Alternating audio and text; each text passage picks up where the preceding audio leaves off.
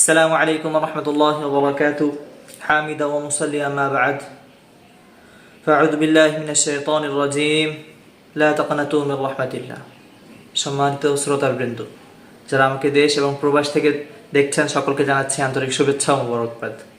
আপনাদের সামনে ছোট্ট একটা বিষয়, তবে বিষয়টা গুরুত্বপূর্ণ একটা ব্যাপার নিয়ে আলোচনা করতে চাচ্ছি। সেটা হলো শয়তানের কিছু চালাকি আছে।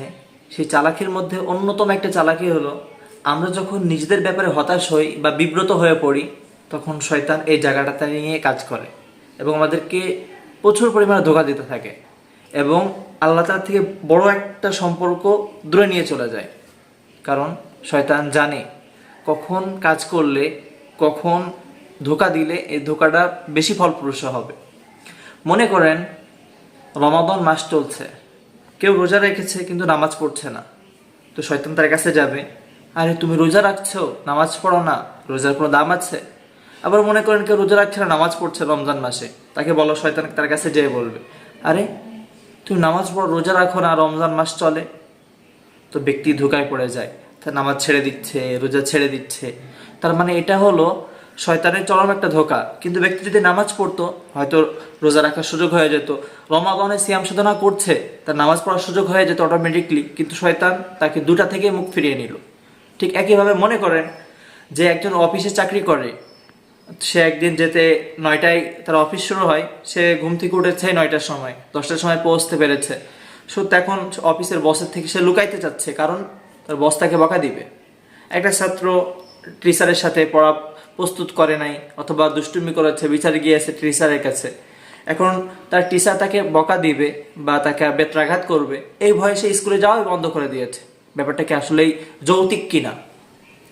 আব্বু আম্মুর কাছে সন্তানের নামে বিচার আসছে, সন্তান জেনে গিয়েছে, তাই বলে কি সে বাড়িতে কখনোই আসবে না? হ্যাঁ, তাকে আসা উচিত, সে বাড়িতেই ফিরবে। সে যে অফিসের যে কর্মচারী ছিল, সে তার কর্মক্ষেত্রে আসলেই সে ফিরবে। একজন ছাত্র, সে তার স্কুলে সে ব্যাক করবে। বাকি মধ্যকার সময়ে একটা হতাশা তৈরি হয়েছে, নিজের প্রতি বিব্রত হয়েছে সে। ঠিক একইভাবে বান্দা যখন গুনাহ করে, গুনার মধ্যে নিজেকে ডুবিয়ে ফেলে, অশ্লীল ভিডিও দেখা বলেন, অশ্লীল কথাবার্তা, কার্যক্রম করা, পিছনে গীবত করা, এত কিছু করার পরে বান্দা নিজেকে হতাশ করে ফেলে। কেন? সে আল্লাহকে হতাশ করছে, এজন্য সে নিজের প্রতি বিব্রত হয়ে যাচ্ছে এবং শয়তান এই জায়গায় কাজ করে তাকে আল্লাহ থেকে দূরে সরিয়ে ফেলছে। আল্লাহ তাআলা বলছেন, ওমা ইয়াগফিরু যুনুবা ইল্লাল্লাহ। কে আছে বলো না? মুত্তাকিদের কাজ তো এটাই, মুত্তাকিরা তো এটাই বুঝবে, আমার কে আছে আল্লাহ ছাড়া যে আমাকে ক্ষমা করতে পারে? আল্লাহ ছাড়া কে আছে যার কাছে আমি যাইতে পারি? আমার মৃত্যু অবধারিত, আমি মৃত্যুবরণ করবই, বাকি আমি ফিরবো কার কাছে? ইন্না লিল্লাহি ওয়া ইন্না ইলাইহি রাজিউন। আমি আল্লাহ তাআলা থেকে এসেছি, আল্লাহ তাআলার কাছেই না ফিরবো? কুল্লু নাফসিন যায়িকাতুল মাউত। প্রত্যেকটা প্রাণ মৃত্যুবরণ করবে। তো আমাদের উচিত যেন আমরা কখনোই লা তাকানাতু মির রাহমাতিল্লাহ, আল্লাহ স্পষ্ট জানিয়েছেন, আমার রহমত থেকে নিরাশ হয়ো না।